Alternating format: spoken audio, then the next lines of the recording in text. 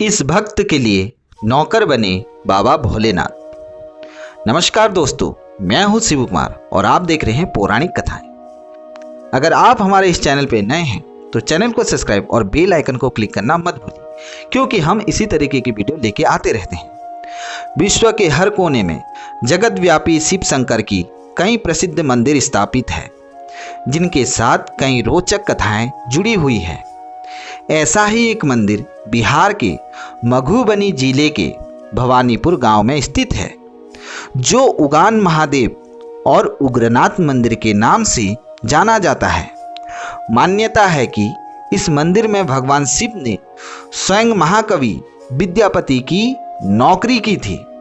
सन 1352 में जन्मे महाकवि विद्यापति भारतीय साहित्य की भक्ति परंपरा के प्रमुख स्तंभों में से एक है और मैथिली के सर्वोपरि कवि के रूप में जाने जाते हैं। भगवान शिव के बहुत बड़े भक्त थे। उन्होंने शिव भक्ति पर अनेक गीतों की रचना की। पौराणिक कथाओं के अनुसार भोलेनाथ विद्यापति की भक्ति और रचनाओं से बेहद प्रसन्न थे।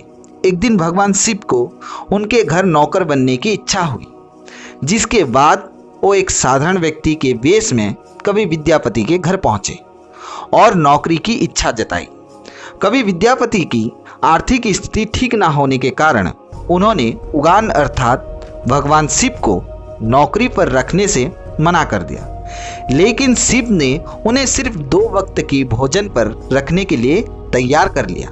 एक दिन विद्यापति राजा के दरबार में जा रहे थे। उगान भी उनके साथ चल दिया। तेज गर्मी और धूप के कारण विद्यापति का गला सूखने लगा। आसपास जल का कोई स्रोत नहीं था। विद्यापति ने उगान से जल का प्रबंध करने को कहा। भगवान शिव ने थोड़ा दूर जाकर अपनी जटा खोली। वो एक लोटा जल ले आए। विद्यापति ने जब जल पिया तो उन्हें गंगा जल का स्वाद आया। उन्होंने सोचा कि इस वन में ये जल कहाँ से आया। विद्यापति को संदेह हो गया कि उगान स्वयं भगवान शिव है।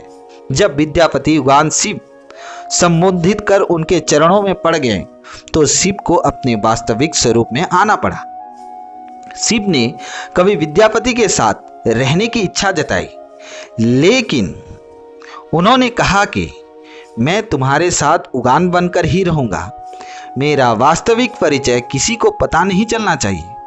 विद्यापति ने भगवान शिव की शर्त मान ली, लेकिन एक दिन उगान द्वारा किसी गलती पर कवि की पत्नी उसे चूल्हे की जलती लकड़ी से पीटने लगी।